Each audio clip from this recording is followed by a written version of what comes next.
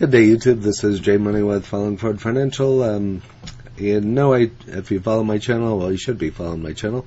I talk a lot about MJ here on the channel. I just come across this. I've talked about these numerously. I have shares in all of these that we'll go over.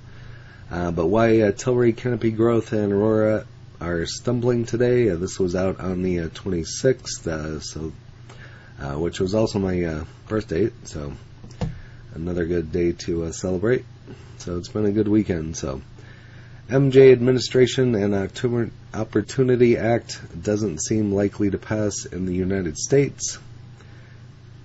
MJ stocks, as a result, are taking a step backward today. There's some voting going on here in the midterm, so it'll be interesting to see what happens at that point in time. I'll just have to wait and see. But someday this is going to be legal. It's got to be.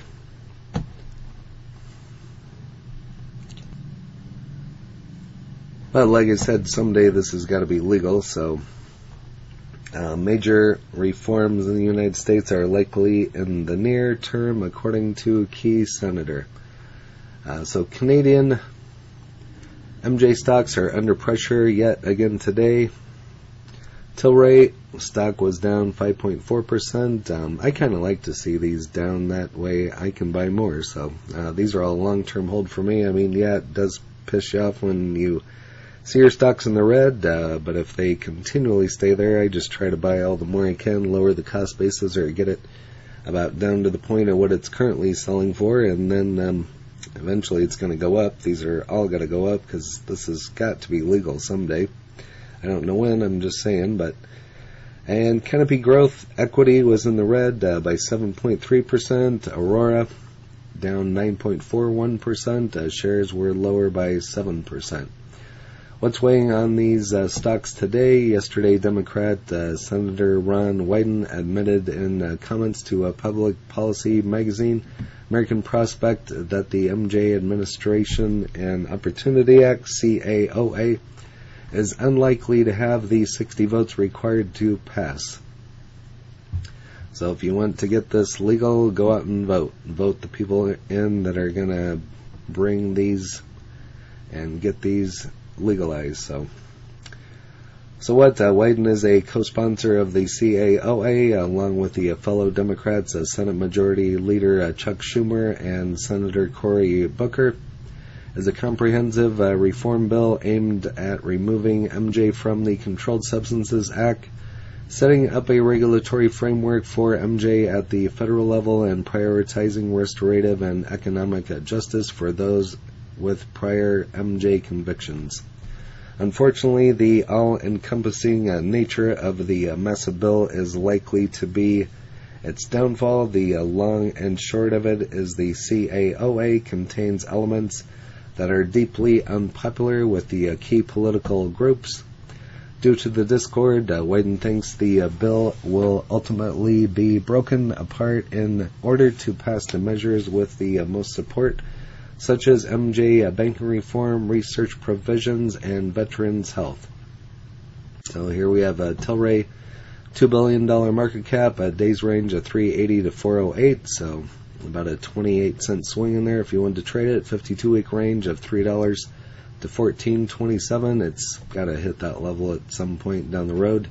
It's not going to be tomorrow or this year, might not even be next year, but at some point in time. Volume of 21.5, average of 29.1.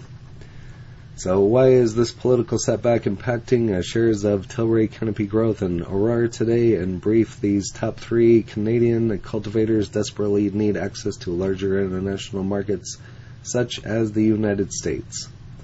Peak commercial potential of Canada's legal MJ industry has been estimated at about 1/10 of that of the United States.